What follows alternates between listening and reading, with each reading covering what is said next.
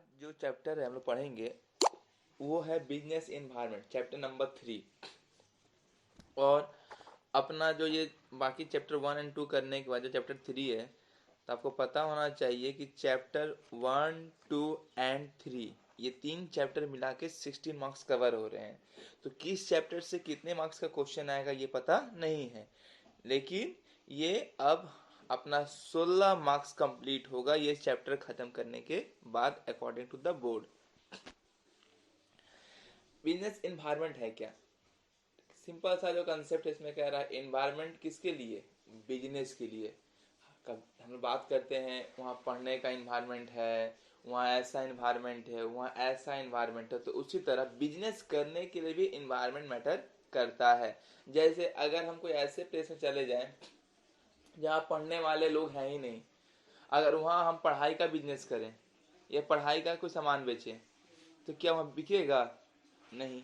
तो इन्वायरमेंट जो मैटर करता है बिजनेस के लिए वो भी बहुत बड़ा फैक्टर है, क्योंकि बिजनेस भी कहीं ना कहीं इन्वायरमेंट से कनेक्टेड है।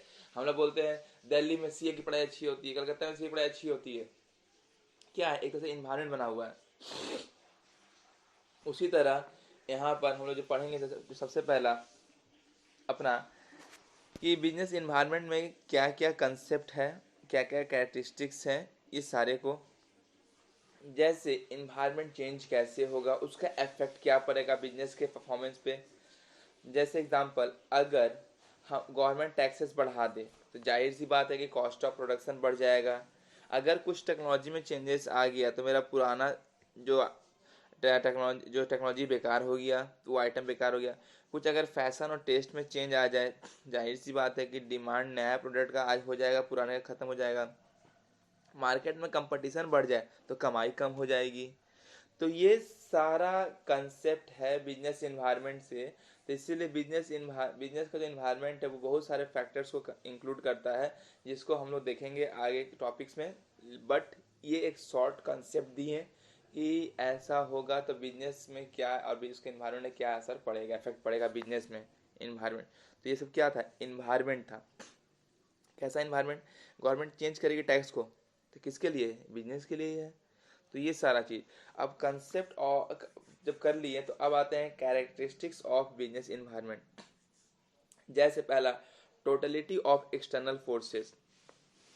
बिजनेस इन्वायरमेंट सारा सबको मिला के ग्रुप को लेके चलता है, नॉट इंडिविजुअल, क्योंकि सारा टोटल सब सोसाइटी को भी देखना है, आपको प्रॉफिट्स को भी देखना है, मार्जिन को भी देखना है, गवर्नमेंट को भी देखना है, तो सब कुछ मिला के। Second, specific and general forces. Specific मतलब कोई पर्टिकुलर फोर्स होगा जिसको बोलते हैं investor, customer, competitors and suppliers. General forces क्या होता है? Economic, social, political, legal and technological condition.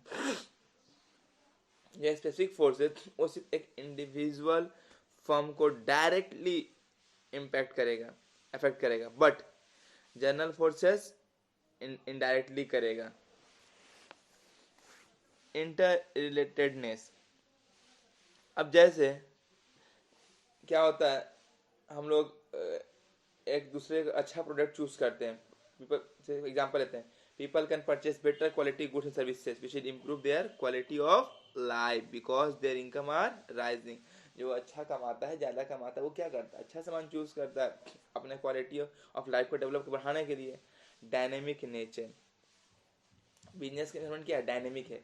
आज कुछ ये चीज़ का फैशन है तो कल किसी और चीज़ का फैशन है, कभी कल कुछ और है तो आज कुछ और है, डायनेमिक है। अनसर्टेनिटी, बिजनेस में कुछ भी सर्टेन नहीं है। बिजनेस में कोई रह के फ्यूचर नहीं जान सकता, या कोई चीज़ पर्टिकुलरली उसको पता नहीं चल सकता कि कल क्या होने वाला, कल क्या होगा। 6, कॉम्प्लेक्सिटी। कॉम्प्लेक्स नेचर का है, मतलब कि डिफिकल्ट है समझना। सो 7, relativity. Business environment is a relative concept. क्यों रिलेटिव कंसेप्ट है? ये कंट्रीज टू कंट्री वेरी करता है, रीजन टू रीजन वेरी करता है। अब जो यूएसए का जो पॉलिटिकल कंडीशन है वो इंडिया और चाइना का तो नहीं है, वो दूसरा ही होगा। तो इसीलिए रिलेटिविटी को भी लेके वो क्या है? चेंज है। और आफ्टर हर टॉपिक के बाद जो एग्जाम ओरिएंटेड सैम्पल क्वेश्चन है, ऑब्जेक्टिव टाइप क्वेश्चन है एंड क्रैक द केस है, ये जैसे ही आप करोगे तो आपको पता चल जाएगा कि आपने जो पढ़ा है उसका कंसेप्ट टॉपिक क्लियर है कि नहीं। अगर नहीं क्लियर है तो आप दोबारा ऑडियो को सुन के यूट्यूब को देख के मेरे आप समझ सकते हो, और अगर नहीं समझ में आता है तो फिर से आप क्वेश्चन क्वेरी कर सकते हो। Next, importance of business environment. Importance क्या है बिजनेस इन्वायरमेंट का? जैसे पहला, आइडेंटिफाई अपॉर्चुनिटीज। हम अपॉर्चुनिटीज को आइडेंटिफाई कर लेंगे तो हम तुरंत अपने आप को चेंज कर सकते हैं। अगर जान जाएंगे कि इसमें क्या अपॉर्चुनिटीज है तो ऑटोमेटिक अपने आप को हम चेंज इजीली कर सकते हैं अकॉर्डिंग टू। जैसे कि मारुति छोटी छोटी कार, जान गए कि इंडिया में छोटे मिडिल क्लास लोग ज़्यादा हैं तो छोटे कार का क्रेज है। तो उसी तरह तो क्या हुआ, अगर हम जान गए कि अपॉर्चुनिटीज किस में है कमाने के लिए, छोटे कारों में, तो छोटे कार को बनाएंगे। तुरंत चेंज करके कंसेप्ट क्या ला दिया, छोटे कार का कंसेप्ट। और इसमें क्या है, तुरंत थ्रेट्स को आइडेंटिफाई करना। हमको बाहर से किससे डर है, किस चीज़ से। जैसे अगर कोई सपोज करो कोई नया कंपनी इंडिया में आ गया बाहर का मल्टीनेशनल कंपनी, तो जो इंडियन कंपनी उसको डर तो लगेगा ना। तो उसी तरह अपना इंडिया क्या करेगा, उस डर की वजह से क्या करेगा, अपने प्रोडक्ट क्या करेगा, क्वालिटी इम्प्रूव कर देगा। किसके वजह से, वो जो एमएनसी कंपनी आई बाहर से तो उससे क्वालिटी ऑफ प्रोडक्ट इम्प्रूव हो जाएगा। अब थर्ड है, it helps in trapping useful resources. जैसे एग्जांपल, हमारा पहले सीआरटी था, कंप्यूटर मॉनिटर, जिसको डब्बा वाला बोलते थे। एलसीडी आ गया तो क्या हो रहा, अगर हम तो पहले पुराने मटेरियल का यूज़ करते थे सामान का, अब हम लोग क्या करेंगे, दूसरा finance, machines, raw material, power from क्या फाइनेंसर से और गवर्नमेंट सप्लायर से। इससे क्या होगा, हम सही से टेक्नोलॉजी के अकॉर्डिंग अपना काम कर सकते हैं। और जैसे मालूम चल जाएगा कि एलसीडी का डिमांड बढ़ रहा था, ऑटोमेटिक हम तुरंत उस सब सारा रॉ मटेरियल, पैसा जुगाड़ सब कुछ करना स्टार्ट कर देंगे। जिसका जिसका जो डिमांड रहता है, जिसके अकॉर्डिंग हम उसी के अकॉर्डिंग सब कुछ काम करना शुरू कर देते हैं। पहले बिना कैमरे वाला मोबाइल का डिमांड था, फिर कैमरे वाला आया तो तुरंत कैमरे वाला मोबाइल के लिए रॉ मटेरियल जुगाड़ करने लगे, पैसा इकट्ठा करने लगे। Fourth, it helps in कॉपिंग with rapid changes. जैसे हम अब देखो गूगल में डे बाई डे गूगल कुछ ना कुछ अपना चेंज करते रहता है फीचर्स को। जब गूगल टाइप करते होंगे तो क्या हो रहा, अगर हम जो रैपिड अपने आप को इजीली चेंज अगर तुरंत कर लेते हैं तो ही तो हम मार्केट में या बिजनेस में स्टैंड कर सकते हैं सोसाइटी में। अदरवाइज हमको आउटडेटेड होना पड़ेगा और सब कुछ बंद करके बैठना पड़ेगा। अपडेट होना बहुत ज़रूरी है अकॉर्डिंग टू द चेंजेस। अगर आप नहीं होते हैं तो देखिए जैसे कॉमर्स में ही day to day per day कुछ ना कुछ चेंजेस है ही, तो आपको अपडेट होना पड़ेगा। अब प्लानिंग एंड पॉलिसी फॉर्मुलेशन।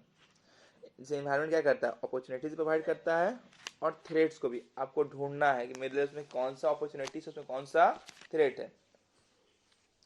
जैसे पहले बड़ा बड़ा शैम्पू बनता था, तब क्या होगा, पता चला कि नहीं छोटा शैम्पू भी बनाना पड़ेगा।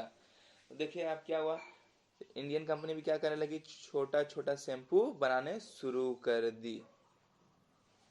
जैसे एग्जांपल अपॉर्चुनिटी थ्रेट में क्या पता चला कि इंडिया में घूमने का कल्चर बढ़ रहा है तो नया नया होटल बनाना शुरू कर दिया।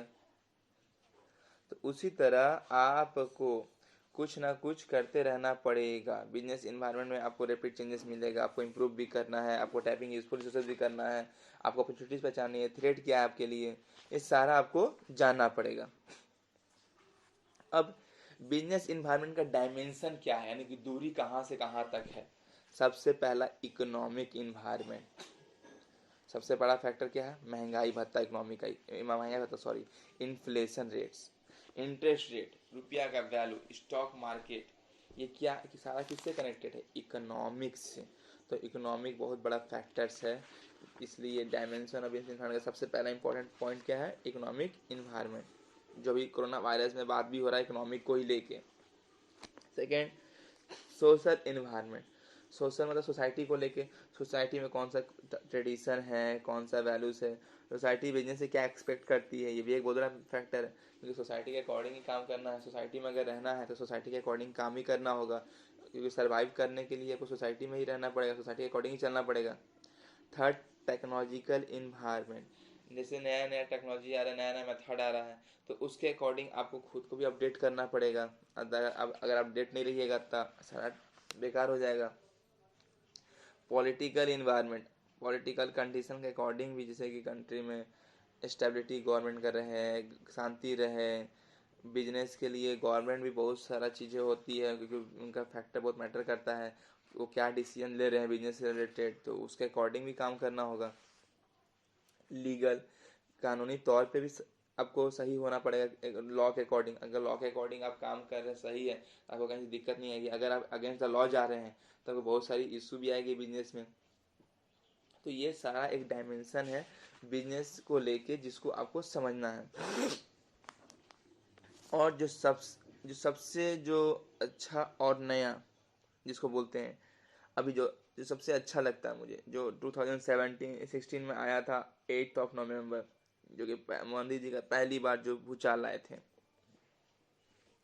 डीमोनेटाइजेशन, नोटबंदी। जब नोटबंदी हुई थी अचानक, तो वो दिन सबको आज भी याद है। पहले लोग नोटबंदी किए मोदी जी, अब घर में बंद किए हैं। इससे बातें भी आ रही, मजाक भी होता है, तो खैर अपना भी यही कंसेप्ट है। तो मोदी जी क्या किए, 8 नवंबर को 2016 में रात को 8 बजे ही 500 और 1000 के सारे नोट बंद कर दिए, बोल दिए कि सारे वो लीगल टेंडर नहीं रहे। तो क्यों? काला ब्लैक मनी को रोकने के लिए, टैक्स सही से लोग जमा करे, लोग पैसा छुपा के रखे थे, बड़े लोग बड़े होते जा रहे थे, छोटे लोग छोटे होते जा रहे थे।